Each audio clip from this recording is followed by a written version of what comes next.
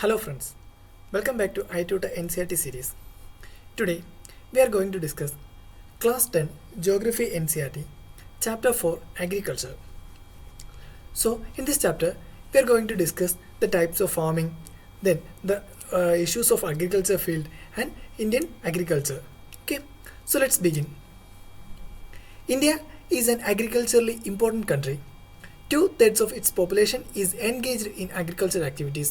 So India is an agriculturally important country, and the 2/3 of its population they are engaged in agricultural activities. Agriculture is a primary activity which produces most of the food that we consume. So agriculture is a primary activity. So agriculture is considered as the primary activity. Now, beside food grains, it also produces raw materials for various industries. Moreover, some agricultural products like tea, coffee, spices, etc. are also exported. Okay, so these are some of the agricultural products which are exported to other countries. Okay. Now, types of farming. Agriculture is an age-old economic activity in our country. Over these years, cultivation methods have changed significantly depending upon the characteristics of physical environment, technological know-how and social cultural practices. Farming varies from subsistence to commercial types. Okay, so farming are varying from subsistence and commercials. At present, in different parts of India, the following farming systems are practiced. So first one is primitive subsistence farming. What is this? This type of farming is still practiced in few pockets of India. Primitive subsistence agriculture is practiced on a small patches of land. Okay, so they are practiced on a small patches of land. Now, with the help of primitive tools like hoe, dao and digging sticks and family or community labor. Okay, so this is including family or community labor. These types of farming depends upon monsoon, then natural fertility of soil and suitability of other environmental conditions. Okay, so this is called primitive subsistence agriculture. First one is they are practiced in a small patches. Okay, small patches of land with tools like hoe, dao and digging sticks, and they are mainly done by family or a community. Okay, and they mainly depending on monsoon and natural fertility of soil and suitability of other environmental conditions. Now, it is a slash and burn agriculture. Farmers clear. What is slash and burn? Okay, let's discuss later. The farmers clear a patch of land and produce cereals and other food crops to sustain their family. Okay, so the farmers clear the land and they produce cereals and other food crops to sustain their family. When the soil fertility decreases, the farmers shift and clear a fresh patch of land for cultivation. Okay, so when the fertility of the soil decreases, what happens? The farmers suddenly shift the place and they clear new patch of land for cultivation. This type of shifting allows nature to replenish the fertility of the soil through natural process. Okay, so these types of shifting allow nature to replenish the fertility of the soil. Land productivity in these types of agriculture is low as the farmer does not use fertilizer or other modern inputs. Okay, so in this types, farmer does not use any kind of fertilizers. It is known by different names in different parts of the country. In northeastern states like Assam, Meghalaya, Mizoram and Nagaland, it is known as jumming. Okay, so jumming in northeastern states like Assam, Meghalaya, Mizoram and Nagaland. And Pamlo in Manipur. Okay, it is known as Pamlo in Manipur, and Dipa in Basta district of Chhattisgarh and Andaman and Nicobar Island. Okay, and in Basta district of Chhattisgarh and Andaman and Nicobar Islands, this is known as Dipa. Okay, so that's about the subsistence agriculture farming, primitive subsistence agriculture. Okay, now look at this jumming or slash and burn. The slash and burn agriculture is known as milpa in Mexico and Central America, then Conco in Venezuela, Roca in Brazil and Mosul in Central Africa, Ledang in Indonesia, Ray in Vietnam. So this is known in different names of different countries. In India, this primitive form of cultivation is called Bewar or Dahiya in Madhya Pradesh, Podu or Penda in Andhra Pradesh, Pamadabi or common or Bringa in Orissa, Kumari in Western Ghats, Valre or Valtre in southeastern Rajasthan, Khil in the Himalayan belts, Kurua in Jharkhand, and Joming in the northeastern region. Okay, so the slash and burn agriculture is known in different names in different places and different countries. Okay, now moving forward. Next one is intensive subsistence farming. This type of farming is practiced in areas of high population pressure on land. It is a labor intensive farming. So this is a labor intensive farming, and where high doses of biochemical inputs and irrigation are used for obtaining higher production. So they need higher production. So they use biochemicals as well as irrigation, high irrigation methods. Though the right of inheritance leading to the division of land among successive generations has rendered land holdings size uneconomical, the farmers continue to take maximum output from the limited land in the absence of alternative source of livelihood. Thus, there is enormous pressure on agriculture land. So, in this case, the farmer is trying to obtain maximum output from the field. So, there is also enormous pressure on agricultural land. Now, commercial farming. What is commercial farming? The main characteristics of these types of farming is the use of higher doses of modern inputs. Okay, so in this case, they are using modern inputs. That is HYV seeds. That is high yielding variety. Okay, high yielding variety seeds. That is HYV seeds. Then chemical fertilizers, insecticides, pesticides in order to obtain higher productivity. So they use modern inputs like HYV seeds, chemical fertilizers, insecticides and pesticides. The degree of commercialization of agriculture varies from one region to another. For example, rice is a commercial crop in Haryana and Punjab, but in Orissa it's a subsistence crop. Okay, so the degree of commercialization of agriculture that is vary from one region to another region. Example, rice is a commercial crop in Haryana and Punjab. Okay, so in Haryana and Punjab, rice is a commercial crops, but at the same time in Orissa it's a subsistence crop. Plantation is also a type of commercial planning. Okay, so we know plantation is also a commercial farming. In these types of farming, a single crop is grown on a large area. So what is a plantation? It's a single crop that is grown on a large area. That is called a plantation. The plantation has an interface of agriculture and industry. Plantations cover large tracts of land using capital intensive inputs with the help of migrant laborers. Okay, so plantation covers large tract of land. Okay, it covers large tract of land or using capital intensive inputs with the help of migrant laborers. Okay, they use migrant laborers. All the produce is used as raw materials in respective industries. So in this production, the produce, okay, the producers are used in raw materials in the respective industries. In India, tea, coffee, rubber, sugarcane, banana, etc. are important plantation crops. Tea in Assam and North Bengal, then coffee in Karnataka are some of the important plantation crops grown in these states. Okay, so tea in Assam and North Bengal, then coffee in Karnataka are some of the important plantation crops. Since the production is mainly for market, a well-developed network of transport and communication connecting the plantation areas, processing industries and markets play an important role in the development of plantation. Okay, so that's about the commercial farming. Now moving forward, next one is cropping pattern. Various types of food and fiber crops, vegetables and fruits, spices and condiments, etc. constitute some of the important crops grown in the country. Okay, so in India we can see various types of food and fiber crops, then vegetables, fruits, spices, etc. So in India has three cropping season. So in India we can see three cropping season. What are they? First one is Rabi, then Kharif, and final one is Said. Okay, so Rabi, Kharif and Said. Look at this. What is Rabi crops? Rabi crops are sown in the winter from October to December. Okay, so they are sown in the winter, that is October to December, and harvested in the summer season, that is from April to June. Okay, so what is the time period of rabi crops, they are sown in winter, that is from October to December, and harvested in the summer from April to June. Some of the important rabi crops are wheat, barley, peas, gram, and mustard.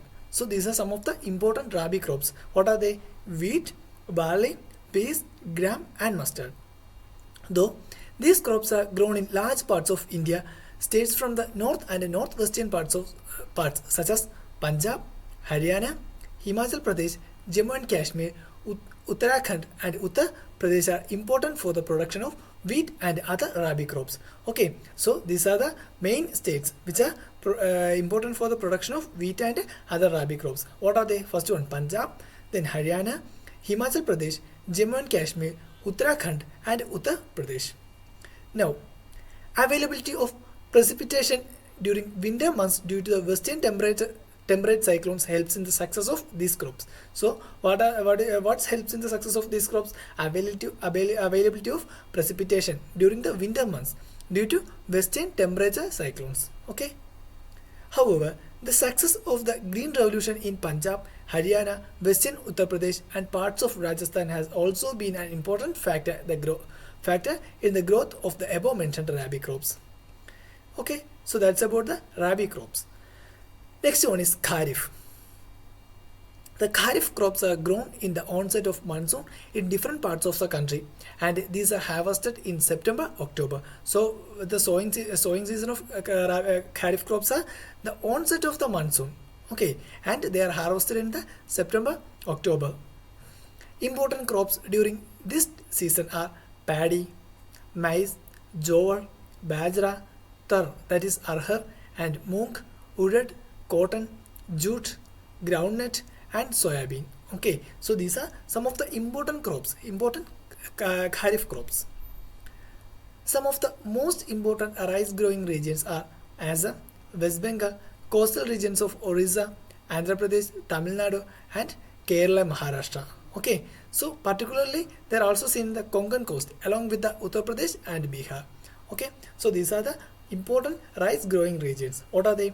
Assam, West Bengal, coastal regions of Orissa, Andhra Pradesh, Tamil Nadu, Kerala, and Maharashtra. Then particularly the Konkan coast along with the Uttar Pradesh and Bihar. Okay. Now, recently paddy also has become an important crop of Punjab and Haryana. In states like Assam, West Bengal, and Orissa, 3 crops of paddy are grown in a year. These are Oats, Almond, and Boro. Okay, so in states like Assam, West Bengal, and Orissa, 3 crops of paddy. They are Oats, Almond, and Boro. They are grown in a year. Okay, so that's about the Kharif crops. Now, in between the Rabi and Kharif season, so we already discussed about the Rabi and Kharif. So in between the Rabi and Kharif season, there is a short season during the summer months known as Said season. Okay, so between the Kharif and Rabi season, there is a short summer months that is known as Said season. Some of the crops producing during Said are watermelon, muskmelon, cucumber, vegetables, and fodder crops. Okay, sugarcane takes almost a year to grow. Okay, so these are some of the important side crops. First one is watermelon, then muskmelon, cucumber, and cucumber, vegetables, and fodder crops. Okay, so these are some of the important side crops. Now, major crops in India. A variety of food and non-food crops are grown in different parts of the country, depending upon the variations in soil, climate, and cultivation practices. Major crops grown in India are rice, wheat, millet, pulses, tea, coffee, sugarcane, oilseeds, cotton, and jute. Okay, so these are some of the important crops grown in India. Okay, there are food crops and also as well as commercial crops. Okay, now first one is rice. We know rice is the staple food crop of the majority of people in India. Okay, so we consider rice as the staple food crop. In our country is the second largest. Our country is the second largest producer of rice in world after China. So India is the second largest country which produces rice after China. It's a kharif crop. Okay, we know rice is a kharif crop which requires high temperature. that is above 25 degrees Celsius, and high humidity with annual rainfall above 100 centimeter. So rice need conditions like a high temperature, that is above 25 degrees Celsius, and high humidity with the annual rainfall above 100 centimeter. In the area of less rainfall, it grows with the help of irrigation. So it can also grow in less rainfall regions by the help of irrigation. Rice is grown in plains of North and Northeastern India, coastal areas and the deltaic region. So mainly rice is found in the plains of North and Northeastern India, then coastal areas of the deltaic region. Okay, coastal areas and the deltaic region. Development of dense network of canal irrigation and tube wells have made it possible to grow rice in areas of less rainfall such as Punjab, Haryana and western Uttar Pradesh and parts of Rajasthan. So in lower rainfall area or less rainfall area, we are finding or development of many network like canal irrigation, tube wells and other things. They made possible to grow rice in areas of less rainfall areas. Okay, example Punjab, Haryana, western Uttar Pradesh and the parts of Rajasthan. So that's about the rice. Next one is wheat. It is the second most important cereal crops. Okay, wheat is an important cereal crops. It is main food crop in the north and northwestern parts of India. Okay, so this wheat, this is important crop or main food crop in the north and northwestern parts of the country. The rabi crop is require a cool growing season and a bright sunshine at the time of ripening. So we know wheat is a rabi crop, rice is a kharif crop, but wheat is a rabi crop. So the rabi crop requires a cool growing season. Okay, so wheat need a cool growing season and a bright sunshine at the time of ripening. Okay, so at the time of ripening, it's need a bright sunshine. It requires 50 to 75 centimeter of annual rainfall evenly distributed over the growing season. So it requires 50 to 75 centimeter of rainfall, annual rainfall. Rice needs above 100 centimeter rainfall, but wheat needs only 50 to 75 centimeter of annual rainfall. There are two important wheat growing zones in the country: the Ganga-Satluj plain in the northwest and the black soil region of Deccan. So there are mainly two important wheat growing zones. The first one is Ganga-Satluj plain and the second one is the Ganga-Satluj plain in the northwest and the second one is black soil region in the Deccan area. The major wheat producing states are Punjab, Haryana, Uttar Pradesh, Bihar, Rajasthan and parts of Madhya Pradesh. Okay, so these are the major wheat producing areas or wheat producing states. Next one is millets. Jowar, bajra and ragi are the important millets grown in India. So the important millets are jowar, bajra and ragi. These are some important millets in the India. Though these are known as coarse grain, they have very high nutritional value. Okay, so these millets have, that is jowar, bajra and ragi, they have a high nutritional value. For example, ragi is very rich in iron, calcium, other micronutrients and roughage. Jowar is the third most important food crops with respect to area and production. So the jowar is the third most important food crop. It is a rain-fed crop, mostly grown in the moist areas which hardly needs irrigation. Maharashtra is the largest producer of jowar, followed by Karnataka, Andhra Pradesh and Madhya Pradesh. Okay, so Maharashtra is the largest producer of jowar. Also Karnataka, Andhra Pradesh and Madhya Pradesh, in these regions we can see the jowar. Next, bajra. Bajra grows on well sandy soil and shallow black soil. So what is the condition for growing of bajra? It need a well sandy soil and a shallow black soil. Rajasthan is the largest producer of bajra, followed by Uttar Pradesh, Maharashtra, Gujarat and Haryana. So Rajasthan is the largest producer of bajra, followed by Uttar Pradesh, Maharashtra, Gujarat and Haryana. Next one is ragi. Ragi is a crop of dry region and grow well on red, black, sandy, loamy and shallow black soil. Okay, so these are the soil conditions for soil to growing of ragi. What are the first one? Red soil, black soil, sandy, loamy and shallow black soils. And Karnataka is the largest producer of ragi, followed by Tamil Nadu. Okay, so Karnataka is the largest producer of ragi. Now, what is the largest producer of bajra? It's Rajasthan. Rajasthan is the largest producer of bajra, and Karnataka is the largest producer of ragi, and Maharashtra is the largest producer of jowar. Okay. Now, apart from these states, Himachal Pradesh, Uttarakhand, Sikkim, Jharkhand and Arunachal Pradesh are also important for the production of ragi. So, apart from these states, the Himachal Pradesh, Uttarakhand, Sikkim, Jharkhand and Arunachal Pradesh are also important for the production of ragi. Next one is maize. It is a crop which is used for both as a food and fodder. Okay, so maize is used for both food as well as fodder.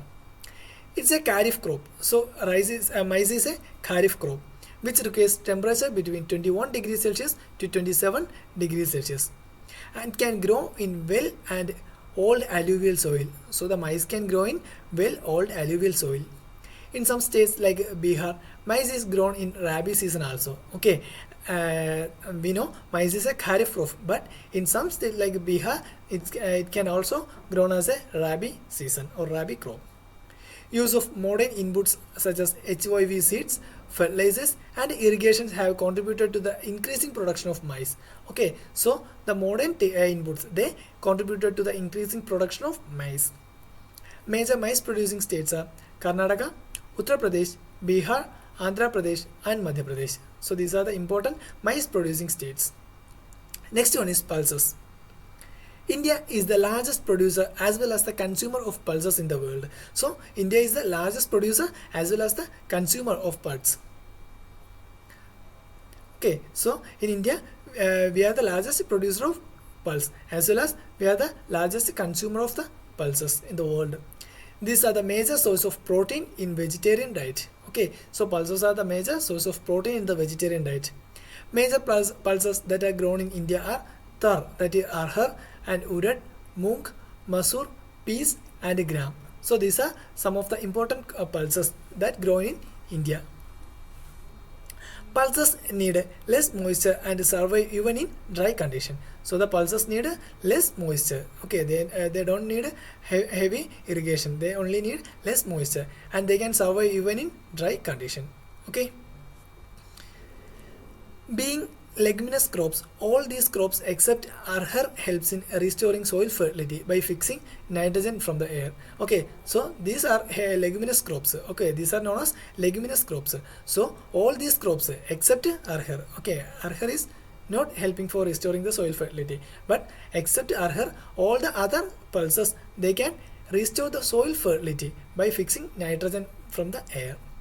Therefore, these are most grown in rotation with other crops. Major pulse producing states in India are Madhya Pradesh, Uttar Pradesh, Rajasthan, Maharashtra and Karnataka. Okay, so these are the major pulse producing states. Next one is food crops other than grains. Okay, there are other food crops than grains. First one is sugarcane. It is a tropical as well as subtropical crop. Okay, sugarcane is a tropical as well as subtropical crop. It grows well in hot and humid climate with temperature of 21 degrees Celsius to 27 degrees Celsius. So the sugarcane can be grown in hot and humid climate. Okay, and it needs a temperature between 21 degrees Celsius and 27 degrees Celsius. And an annual rainfall between 75 centimeter and 100 centimeter. Irrigation is required in the regions of low rainfall. It can be grown on a variety of soil and needs manual labor from sowing to harvesting. So it needs a manual labor from sowing to harvesting. India is the second largest producer of sugarcane only after Brazil. So Brazil is the leading producer of sugarcane. India is the second largest producer of Brazil. So second largest producer of sugarcane. It is the main source of sugar, that is jaggery, khansari and molasses. The major sugarcane producing states are Uttar Pradesh, Maharashtra, Karnataka, Tamil Nadu, Andhra Pradesh, Bihar, Punjab and Haryana. So these are the major sugar producing states. Next one is oil seeds. India is the largest producer of oil seeds in the world. Different oil seeds are grown covering approximately 12% of the total cropped area of the country. So the different oilseeds cover approximately 12% of the total cropped area of the country. Main oilseeds produced in India are groundnut, mustard, coconut, sesame, soybean, castor seeds, cotton seeds, linseeds, and sunflower. Okay, so these are the important oilseeds. First one groundnut, then mustard, coconut, sesame, soybean, castor seeds, cotton seeds, linseeds, and sunflower. Most of these are edible. Okay, edible means they can eat and used as cooking mediums. Okay, so most of the oil seeds are edible and they can used in the cooking purpose. However, some of these are also used as raw materials in the production of soap, cosmetics, and ointments. So these are also used in the also used as a raw material in the production of cosmetic materials, soap, and ointments. Groundnut is a kharif crop and accounts for about half of the major oilseed production in the country. So the important oilseed is groundnut because it accounts for about half of the major oilseed production. Andhra Pradesh is the largest producer of groundnut, followed by Tamil Nadu, Karnataka, Gujarat, Maharashtra. Then linseed and mustard are rabi crops. Okay, we know groundnut is a kharif crop, but linseed and mustard, they are rabi crops. Sesame is also a kharif crop in north and rabi crop in South India. Okay, so the sesame is considered as a rabi crop, kharif crop in north and rabi crop in South India. Okay, sesame is a kharif crop in North India and rabi crop in South India.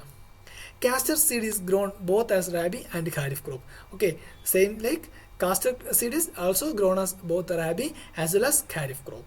Okay, now moving forward, next one is tea. Tea cultivation is an example of plantation agriculture. Okay, so tea is also an example of plantation agriculture. It is also an important beverage crop introduced in India initially by the British. So tea is a beverage crop and it is introduced by the British. Today, most of the tea plantations are owned by Indians. The tea plants grow well in tropical and subtropical climates endowed with deep and fertile well-drained soil, rich in humus and organic matter. So mainly the tea plants are grown in the tropical and subtropical climates and they need deep and fertile well-drained soil and it should be rich in humus and organic matter. Tea bushes require warm and moist frost-free climate all throughout the year. Frequent showers evenly distributed over the year ensure continuous growth of tender leaves. So it needs also a frequent showers which which ensure the continuous growth of tender leaves. Tea is a labor-intensive industry. It requires abundant, cheap, and skilled labor. Tea is processed within the tea garden to restore its freshness. Major tea-producing states are Assam, hills of Darjeeling, and Jalpaiguri district. Then that is in West Bengal and also Tamil Nadu, Kerala. So these are the important tea-producing states. Apart from these, Himachal Pradesh, Uttarakhand, Meghalaya, Andhra Pradesh, and Tripura are also tea-producing states in the country. India is the leading producer as well as the exporter of tea in the world. Okay, so India is a leading producer as well as the exporter of tea. Next one is coffee. So coffee is also a beverage crop. India produces about 4% of the world's coffee production. Indian coffee is known in the world for its good quality. So the Indian coffee is in a good quality. The Arabica variety initially brought from Yemen is produced in the country. This variety is the great demand all over the world. Initially, its cultivation was introduced in the Baba Bhutan Hills and even today its cultivation is confined to the Nilgiri in Karnataka, Kerala and Tamil Nadu. Okay, so coffee is mainly produced in the southern states like Kerala, Karnataka and Tamil Nadu. Now horticulture crops. India is the largest producer of fruits and vegetables in the world. So India is the largest producer of fruits and vegetables in the world. India is a producer of tropical as well as temperate fruits. Mangoes of Maharashtra, Andhra Pradesh, Uttar Pradesh and West Bengal. Then orange of Nagpur and Cherrapunji, that is in Meghalaya. Bananas of Kerala, Mizoram, Maharashtra and Tamil Nadu. Lychee and guava of Uttar Pradesh and Bihar. Pineapples of Meghalaya, grapes of Andhra Pradesh and Maharashtra, apples, pears, apricot and walnut of Jammu and Kashmir and Himachal Pradesh. These are great demand world over. Okay, so these are the important horticulture crops, that is important, especially fruits in India, and they are very high demand all the world over. India produces about 13% of the world's vegetable, so it also produces 30% of the world's vegetable. It's an important producer of pea, cauliflower, onion, cabbage, tomato, brinjal and potato. So it also produces the vegetables like pea, cauliflower, onion, cabbage, tomato, brinjal and potato. Okay, so these are some important food crops in India. Now, non-food crops. Okay, apart from the food crops, there are also some non-food crops. First one is rubber. It is an equatorial crop, but under special conditions, it is also grown in tropical and subtropical areas. So, rubber is an equatorial crop, but it can be grown in tropical and subtropical areas under special conditions. It requires moist and humid climate with rainfall of more than 200 centimeter. So, it needs a rainfall of more than 200 centimeter. And it needs temperature over 25 degrees Celsius. Rubber is an important industrial raw material. It is mainly grown in Kerala, Tamil Nadu, Karnataka and Andaman Nicobar Islands and the Garo Hills of Meghalaya. So these are the important states which grow rubber. India ranks 5th among the world's natural rubber production. Okay, so what is the rank of India?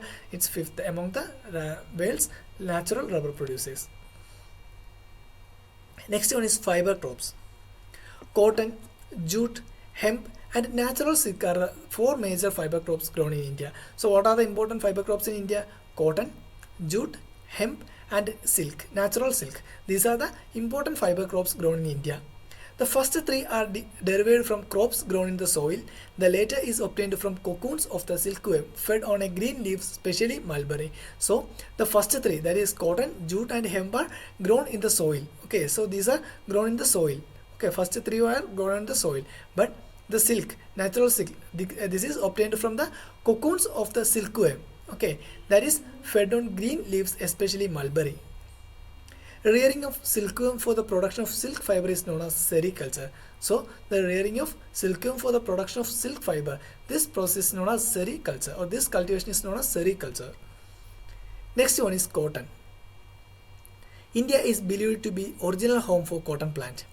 Cotton is one of the main raw material for cotton textile industry. India is the 3rd largest producer of the cotton in the world. So India is the 3rd largest producer of cotton in the world. Cotton grows well in drier part of the black cotton soil. Okay, so cotton is mainly grown in the black cotton soil of Deccan Plateau. It requires high temperature, light rainfall or irrigation, then especially 210 frost-free days and bright sunshine for its growth. Okay, so what are the conditions for the cotton growth? First one, it requires high temperature, then light rainfall or irrigation, also 210 frost-free days and bright sunshine. Cotton is a kharif crop and it's required 6 to 8 months to mature. Major cotton producing states are Maharashtra, Gujarat, Madhya Pradesh, Karnataka, Andhra Pradesh, Tamil Nadu, Punjab, Haryana and Uttar Pradesh. Now jute. It is known as the golden fiber. Jute is known as the golden fiber. Jute grows on well-drained fertile soil in the floodplains where soil are renewed every year.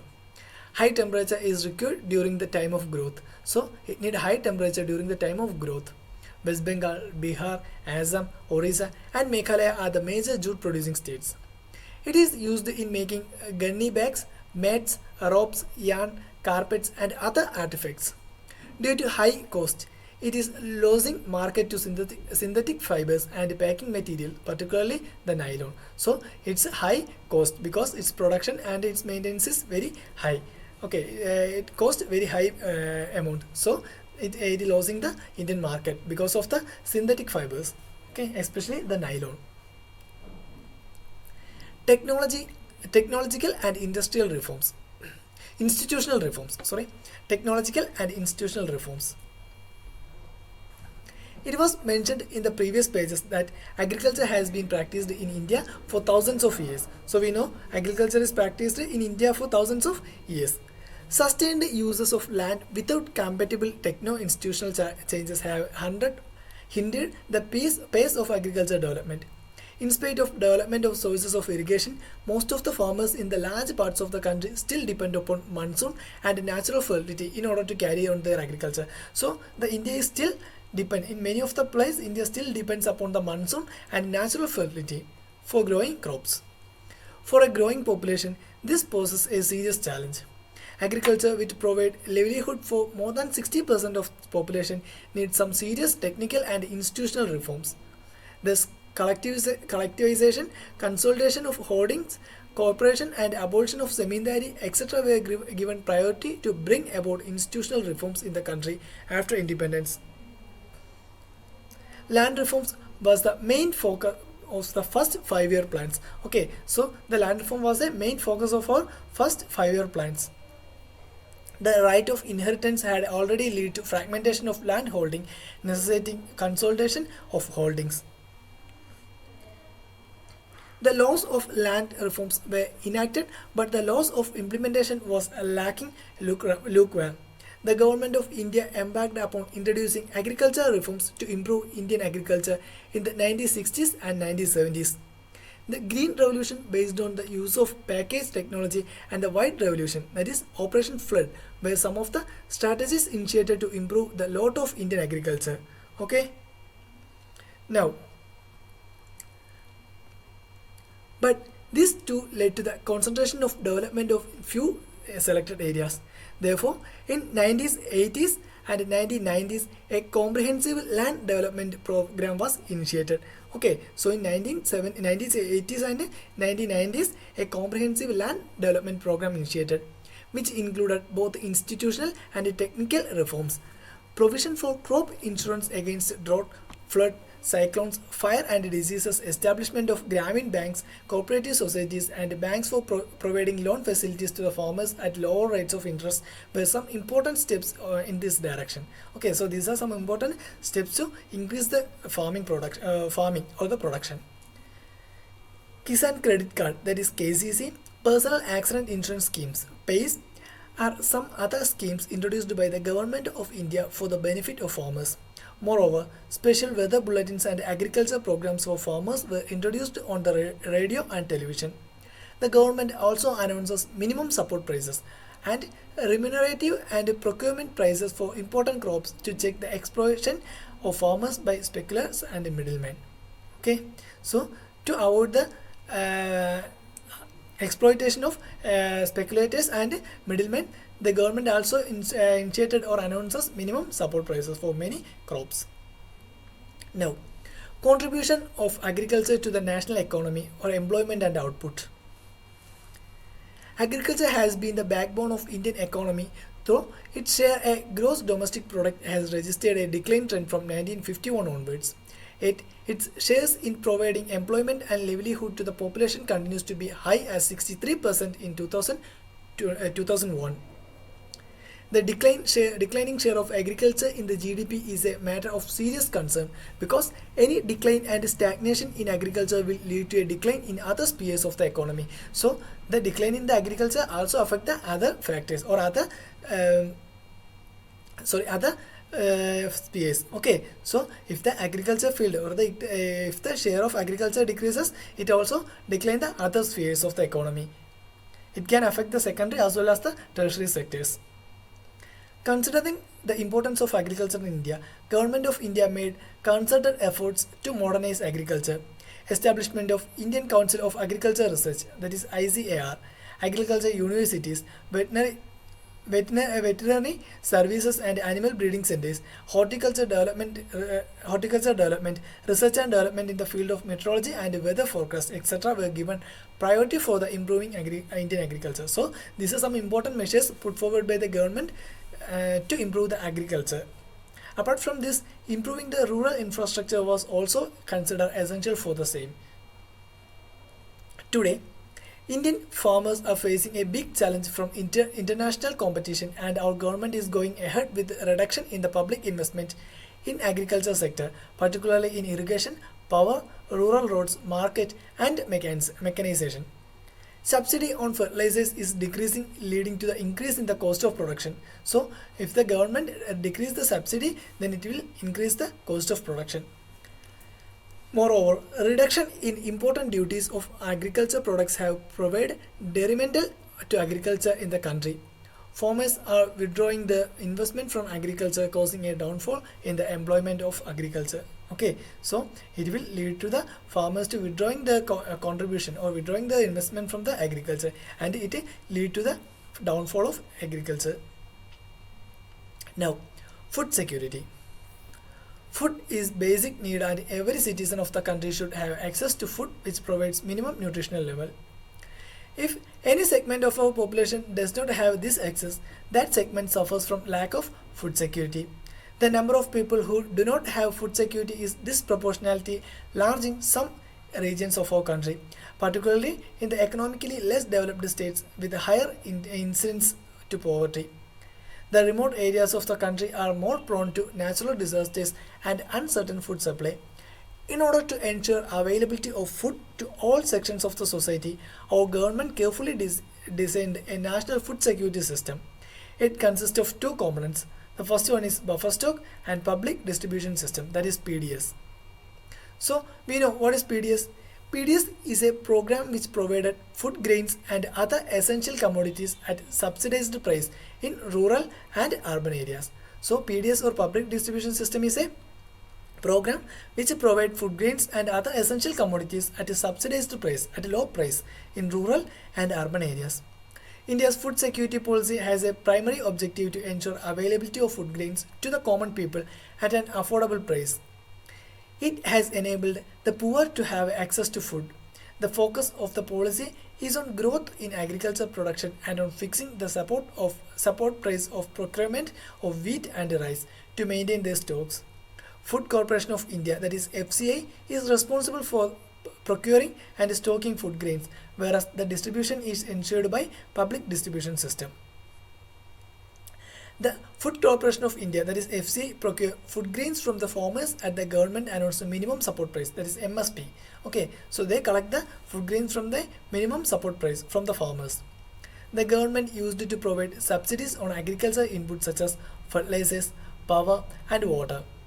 These subsidies have now reached unsustainable levels and have also led to large-scale inefficiencies in use of these care inputs. Excessive and imprudent use of fertilizers and water has led to waterlogging, salinity, and depletion of essential micronutrients in the soil. That is, it can cause the loss of fertility of soil. The high MSP, subsidized in input and committed FCI purchases have distorted the cropping pattern. Wheat and paddy crops are being grown more for the MSP they get. Punjab and Haryana are foremost example. This has also created a serious imbalance in the inter-crop parities. Now,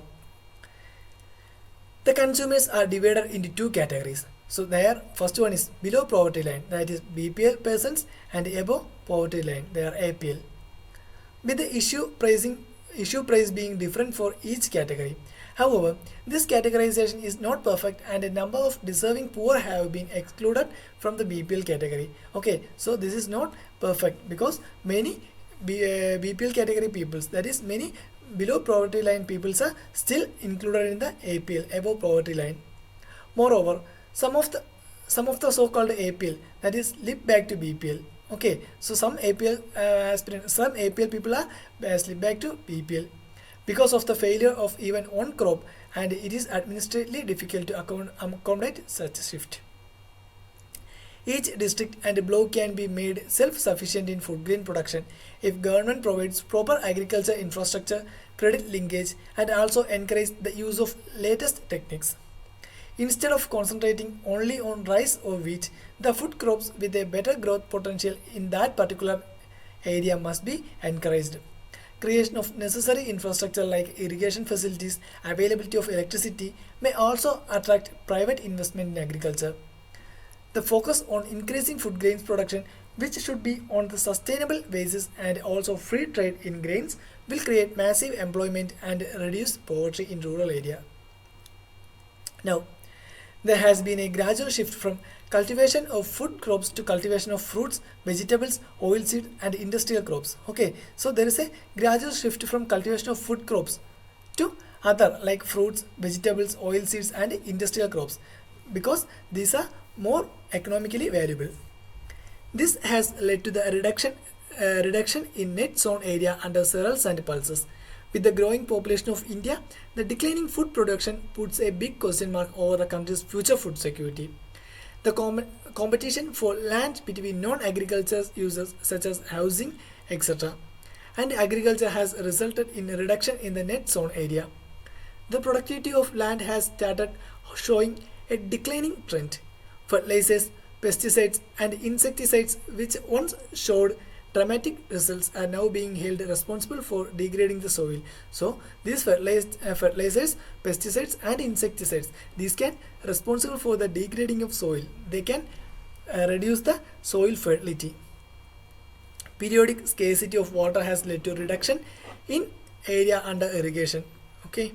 Inefficient water management has led to water logging and salinity. So the inefficient water management led to the water logging and salinity. Now, do you know why food grain production has remained stagnant or fallen for 6 consecutive years? That is, look at this picture from 1999 to 2005. Okay, there is the stagnant or fallen food production. Okay, for this 6 consecutive year. Why? Look at this. The one important reason is land degradation. Free power to a section of farmers has encouraged them to pump groundwater to grow water-intensive crops in low rainfall areas, that is rice in Punjab, sugarcane in Maharashtra. This unsustainable pumping has reduced the water storage in aquifers. So this unsustainable pumping and unsustainable use of water, this reduced the water. Consequently, many wells and tube wells have run dry. This has pushed the marginal and small farmers out of cultivation. So this leads to the farmers to get out from the cultivation field. Okay, so it reduced the production. The big farmers with the deeper tube wells still have water, but many other faces a water crisis. Inadequate shortage and marketing facilities also act as a disincentive to farmers. Thus, the farmers are badly affected by the uncertainties of production and market. They suffer from the double disadvantages as they pay high prices for the inputs such as HOV seeds, fertilizers, etc. Okay, so they already pay high prices for the HOV seeds and fertilizers, and also now they're facing water shortage. So this may affect them very badly. Lack of the bargaining power to fix prices in their favor also. All the production reaches the market simultaneously. The higher the supply, the lower is the demand. This causes distress sale also. Therefore, there can be no food security without the security of small farmers. Now, let's discuss about the impact of globalization on agriculture. Globalization is not a new phenomenon. It was there at the time of colonization. In the 19th century, when European traders came to India, at that time too, Indian spices were exported to different countries of the world and farmers of South India were encouraged to grow these crops. Till today, it is one of the important items of export from India. During the British period, cotton belts of India attracts British and ultimately cotton was exported to Britain as a raw material for the textile industries. Cotton textile industries in Manchester and Liverpool flourished due to the availability of good quality cotton from India. The Champaran movement, which started in 1917 in Bihar. Okay, have you heard about the Champaran movement? So it's Gandhiji's important strike. This was started because farmers of that region were forced to grow indigo on their land because it was necessary for the textile industries which were located in Britain. They were unable to grow food grains to sustain their families. Under globalization, particularly after 1990s, the farmers in India have been exposed to new challenges. Despite being an important producer of rice, cotton, rubber, tea, coffee, jute and spices, our agriculture products are not able to compete with the developed countries because at the highly subsidized agriculture in those countries. Okay, so in those countries, they have a highly subsidized agriculture. Today, Indian agriculture finds itself at the crossroads. To make agriculture successful and profitable, proper trust should be given to the improvement of conditions of marginal and small farmers. The Green Revolution promised much, but today it's under controversies. Okay, today the Green Revolution is under its controversies. It is being alleged that it has caused land degradation due to overuse of chemicals, drying aquifers and vanishing biodiversity. So it has many negative impacts because that caused land degradation, then overuse of chemicals, drying aquifers and vanishing biodiversity. So these are some demerits of the Green Revolution. Okay. The key word today is gene revolution, which includes genetic engineering. Okay, so now it is not green revolution, but it is a gene revolution, that is genetic engineering. In fact, organic farming is much in vogue today because it's practiced without factory-made chemicals such as fertilizers and pesticides.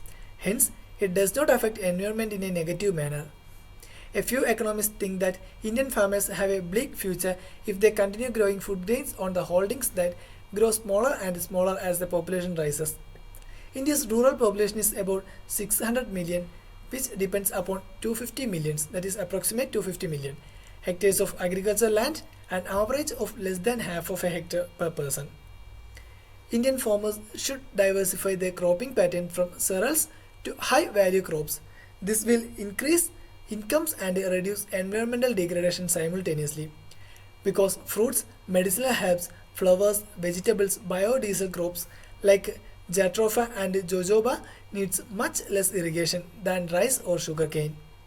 India's diverse climate can be harnessed to grow a wide range of high value crops.